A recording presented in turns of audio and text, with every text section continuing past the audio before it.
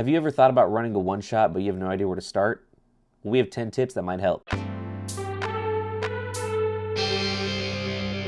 Welcome back to Player vs. Entertainment, everyone, and today we have 10 tips for you to help you start running one-shots for your friends. Now, these are all personal things that I've just kind of figured out as I've been running them for this channel. So, take everything with a grain of salt, try everything out, and, discuss in the comments. All right, tip number 1 is to find a game you love.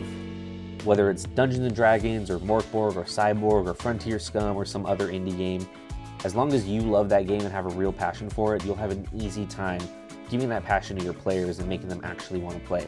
I find it's a lot easier to schedule sessions when have some free food or snacks to offer to these players, and I typically plan for one shot to run for about 3 to 4 hours. Tip number 2 is to plan ahead.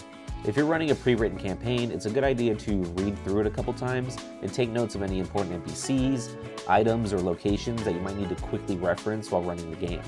If you're writing your own, then good luck. And keep an eye out for a video that's coming out soon detailing my process for writing and running one-shots. Tip number 3 is a little contradictory to tip number 2, but it'll make sense, I promise. Don't over-plan. Don't expect everything to follow your plan.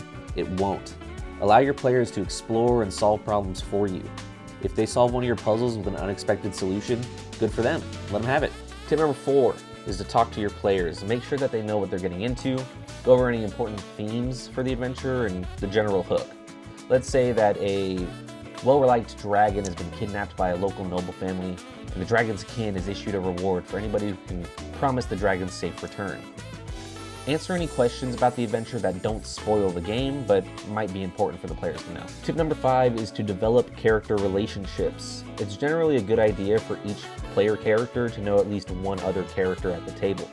It makes this a lot easier for your players to trust each other and trust why they're even going on this adventure. If I'm playing a guy who just met some other guys at the tavern, why would I ever want to go risk my life to go fight a dragon? However, if my guy knows this other guy, he's my best friend, and my best friend knows the barkeep, and the barkeep knows this other guy who's a really good adventurer and has killed a couple dragons, I think we're all more likely to go on the adventure that way. Tip number 6 is to keep it moving. Make sure your game has a good pace and it's fun and engaging for your players. You don't want them tearing apart a room looking for some clue that you alluded to 20 minutes ago. Instead, describe the bookshelf or box that they might need to look under. That way they naturally want to go investigate. You want to start in the action and hit the end really hard. Tip number 7 is to describe everything. Your players are looking for a cinematic experience, and a lot of DMs will do this by playing music during the session, which is great if you can, but because we're recording a lot of these, it would mess with audio and we don't do it until post. So instead, I try to describe as much as possible. I might start with what players can smell or hear before what they see to add to the full sensory experience. It's important to put emphasis on important things that your players are supposed to go look at. Tip number 8 is to let your players do the heavy lifting. You don't need to take improv classes to be a great DM. If you can joke and have fun with your friends outside of a game, then you can do the same during one. Just make sure to keep them engaged and having fun, and remember that your job is to describe rooms and objects and answer their questions. Tip number 9, and I do this all the time and my players never notice. It's okay to lie to them, as long as you're lying for their benefit and making sure that they're still having fun.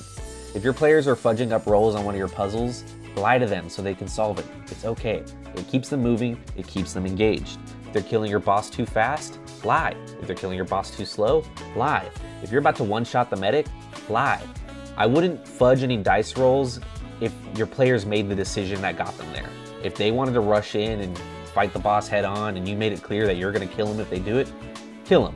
But if they're having a lot of fun and one bad roll might ruin the day for them, let them have it. Don't ruin their fun. Last but not least, tip number 10, rule of cool is number 1. Let badass shit be badass.